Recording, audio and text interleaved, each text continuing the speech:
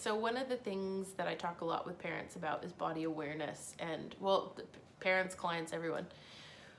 Yes, one reason why body awareness is important is because it's important to be connected to your body and mind-body connection and blah, blah, blah, and they talk to each other, yes.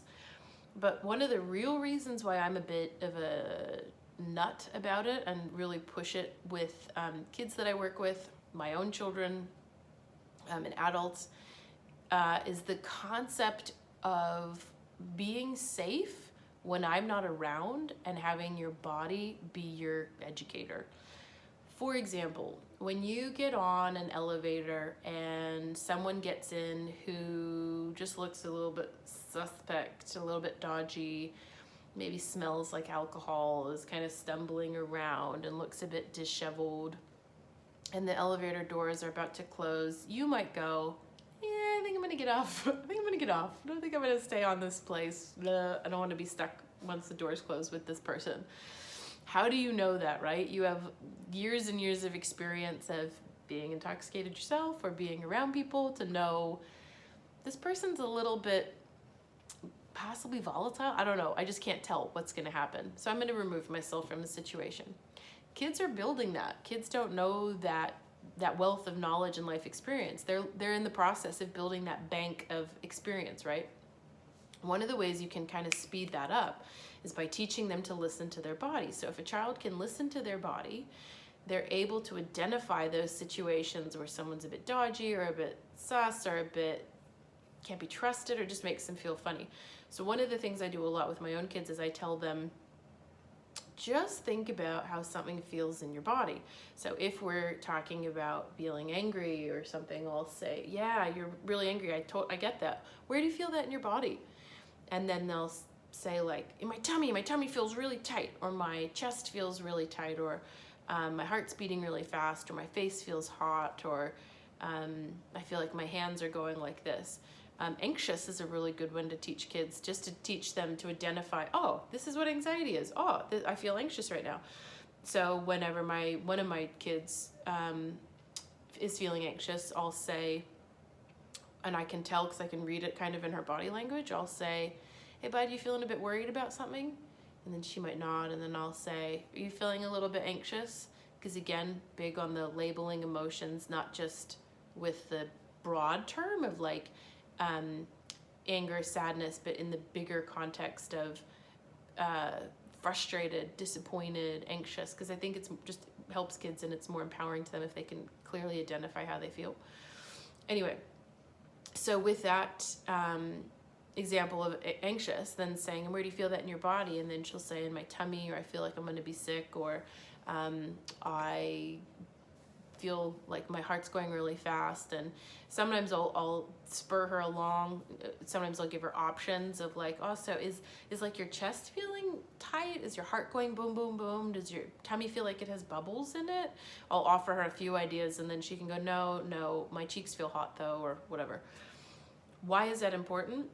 If she's in a situation where she's older, or I don't know, now, like at a play center in a hidden off little nook area of a play center with other kids, maybe there's other kids around, and one of them makes her feel unsafe, or pins her against a wall or something like that, and she starts to feel these things, she can connect, okay, that's anxious, okay, that's angry, okay, that's whatever, and then remove herself from the situation. Because it's another thing we talk about whenever we have the body awareness conversation is, and then what do we do? So what do you do when that happens? That's how I'll say it to her, is in a question.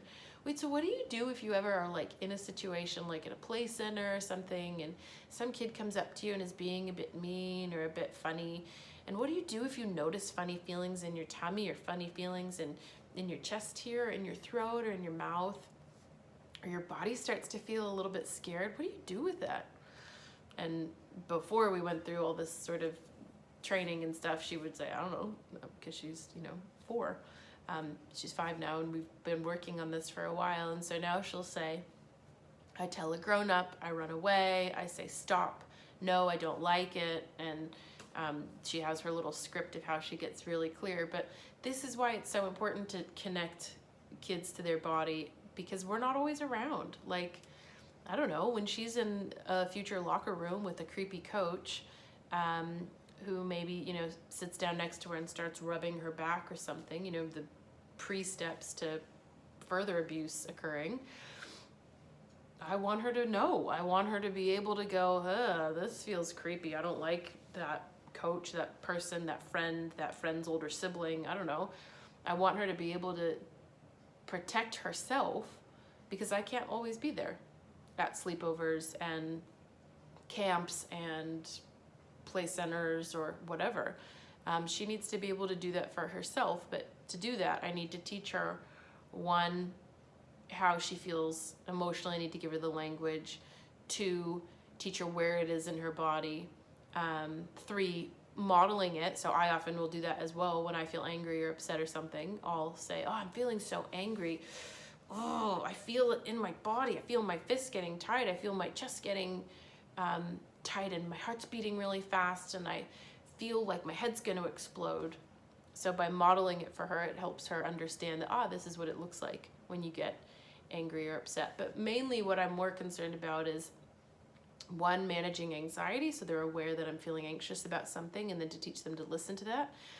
And then 2, for body safety and protective behaviors, because if you're able to connect into your body, identify, this person makes me feel funny or uncomfortable, I'm going to remove myself from the situation, get mom to pick me up, scoot away and tell them, I don't like how you're making me feel, you're sitting too close or whatever. It's huge, because then you kind of are making yourself as the parent be there even though you're not there, by teaching them those skills.